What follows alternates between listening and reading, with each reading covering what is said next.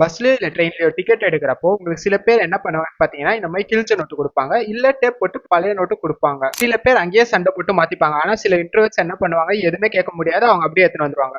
அப்படி உங்ககிட்ட இந்த நோட் இருந்துச்சுன்னா நீங்க என்ன பண்ணணும்னு சொல்ற, சேவ் பண்ணி வச்சுக்கோங்க, கண்டிப்பா யூஸ் ஆகும். இதுக்கு பாத்தீங்கன்னா ரெண்டு சொல்யூஷன் இருக்கு. ஃபர்ஸ்ட் பேங்க்ல போய் மாத்தலாம், அது பழைய நோட்டா இருக்கலாம், இல்ல கிழிஞ்ச நோட்டா இருக்கலாம், இல்ல ஏதாச்சும் எழுதி இருக்கலாம். அந்த எழுதி இருக்கிறது பாலிடிக்ஸ் அண்ட் ரிலிஜியஸ் சம்பந்தமா எதுவுமே எழுதிடக்கூடாது, அப்படி இருந்தா வாங்க மாட்டாங்க. இப்போ 50 ருபீஸ்க்கு மேல இருக்க நோட்ல என்ன பண்ணலாம் பாத்தீங்கன்னா, உங்களுக்கு 80% நல்லா இருக்க நோட் அப்படின்னா உங்களுக்கு ஃபுல் ரிஃபண்ட் கொடுத்துருவாங்க.